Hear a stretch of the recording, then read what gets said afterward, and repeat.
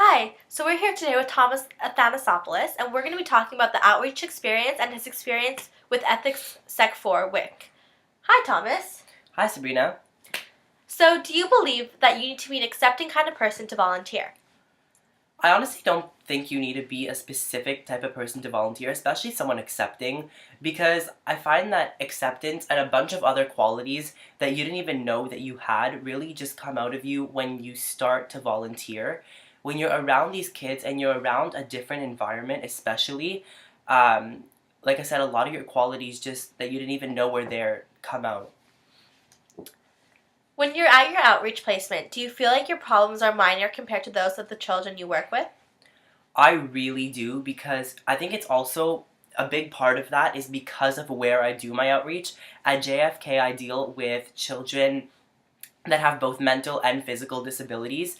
And for them, like coping with daily things and, using their motor skills and stuff, they try to develop their really basic skills. So just knowing that they don't have their health, like, completely and they're not even conscious of most of the things they do, to me, that's, like, really terrible. And sometimes I feel really selfish even when I walk in or when I leave my placement because I think of my problems and they're even less than just minor compared to theirs.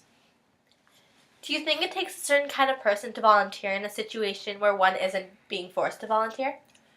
Um, I do think it takes a specific type of person because judging from experience, I look at some kids that not only go to my school, but just a bunch of other people that I know that go to other high schools as well. And it's bad to say it, but a lot of people can be extremely selfish and they wouldn't even devote like half of their time, that half of their spare time to these children that really really need their support. And it's just terrible to even see it, but unfortunately that's reality and a lot of people wouldn't want to give their time to volunteer. Does tolerance play a role when it comes to helping others in whatever it may be?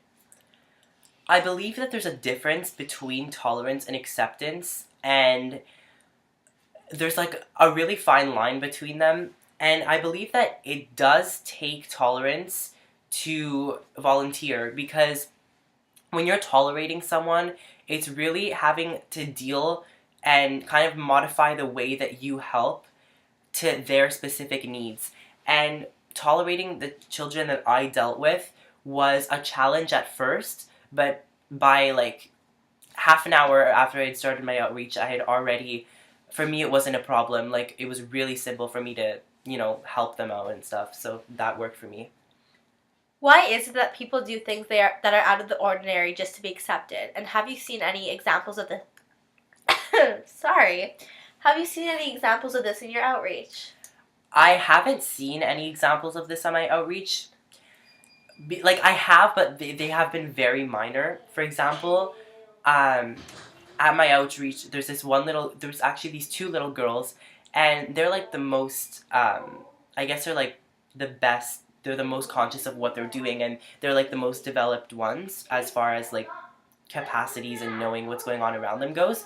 So they always like fight to try to be recognized by the teachers and try to be recognized by me, but it's nothing really severe. It's just kind of like they are 4 to 7 years old, so I mean it's kind of something you'd expect from younger children. But even in my school, like kids that are my age, I do see that, and it's bad to say it, but a lot of people will do anything just to be recognized by those around them. Thank you. Do different religious values affect the way people feel about volunteering? I believe that that's actually an excuse if someone tells you that their religious values affect the way that they are at their outreach, for example, because although just different religious values may come into play when it comes to things that you're allowed to do or just the way that you act around others, I don't believe that it has the ability to dictate the way you act around other people. Just the way that you are is it's not dictated by what religion or what religious faith that you're part of. It's really it has to do with your character and what you're like as a person. If you were in the position of those you volunteer for, would you appreciate what the volunteers do for you? A lot of the children that I deal with aren't conscious and they're not actually able to know what's going on around them, let alone to know the difference that the volunteers are making. So, I mean, it's completely normal that they're not 100% appreciative, although I'm sure they are, you know, and I'm sure that they would be if they were able to be appreciative. But I know it's really appreciated by the people that we work with, and especially by the teachers that I work with. Um, if you could go back and change certain aspects of the way you volunteer, would you? And if so, what would you change? I personally wouldn't, because especially at an outreach like mine and like yours as well, when you're working around children, every child is different and every child has their specific needs, and you obviously, it takes time to know what every child, how you're going to cater to every child. And I found that it was through making my mistakes that I was able to learn what every different child needed. What type of relationships have you established with the people you volunteer around? And why do you. Oh, that's not the right question. Not the right question. What kind of impact has the outreach program made on you, if it made one? The outreach program has really taught me to be less, I guess, of like a selfish person. Not that I was selfish to begin with, but it just really taught me that the needs of others are sometimes a lot more important than your personal and your own needs. And it's really just showed me how devoting such a small bit of your time and doing stuff that you don't even think are making a difference can actually have a big impact on those around me. What type of relationship have you established with the people you volunteer around, and why do you think this is? I've established a great relationship around the people, around the three teachers that work in my classroom at Outreach. They're all amazing. I actually look up to them. Their job is one of the hardest jobs that I actually know of. It's so difficult to be able to, come in and like it's so repetitive and but we need people like them. There's a lot of people out there that don't fully have their health and that don't even have, we need teachers like this to cater to the needs, especially of children with special needs. So I've established a great relationship with them, and it's because of them that I look forward to going to Outreach every single week. Thank you, Thomas. Back to you, Thomas. Thank you, Sabrina. So now, obviously, I'm back here with Sabrina, and I'm going to be asking her some questions about her volunteering experience. So first off, when you're at your outreach placement, do you feel like your problems are minor compared to the children that you work with? Well, I don't really work with disabled children or people who really need help or have problems. I work at the CPE HFS with the 4-year-old classrooms, um, and I don't really see, like, my problems aren't really, you can't really compare them to theirs, but there is a little boy in my class with anger management, and he doesn't really have problems compared to mine per se, but I have learned how to deal with him and how to help him cope with different situations, because it's more difficult for him to react to different situations. Like something that probably wouldn't anger us would make him extremely angry and upset, and he throws tantrums. So it's just different ways of dealing with him I've learned through volunteering. Thank you. Do you think that it takes a certain type of person to volunteer? And this is like in a situation where one isn't being forced to do so. Of course, makes me sad to say this, but I don't think that if you asked everybody in our grade, if you gave them the choice to continue volunteering next year, I guarantee you a good 70% of them would say that they wouldn't want to do it. I think it just takes certain kind of people who really appreciates the volunteering and who really enjoys it and are just really good people who would continue doing it and would volunteer to volunteer. Perfect. Does tolerance play a role when it comes to helping others in whatever way it may be? I think tolerance always has you always need to be a tolerant kind of person, because if you're working on a project with someone that you don't necessarily enjoy being with, or you're just with a group of people and one of the people you don't really like, you should always learn to tolerate people, because if you don't know how to tolerate someone, it's very difficult to just live your life. Also, in my volunteering at my outreach, 4-year-olds are great and they're adorable, but they could be very annoying at times, and I think that you have to learn to tolerate them, because if you're just rude to them, then that's not going to work or anything. You need to keep them you need to learn how to tolerate them and enjoy them for other reasons that aren't annoying you. Perfect. Why is it that people do things that are out of the ordinary just to be accepted? And have you seen any examples of this in your outreach placement?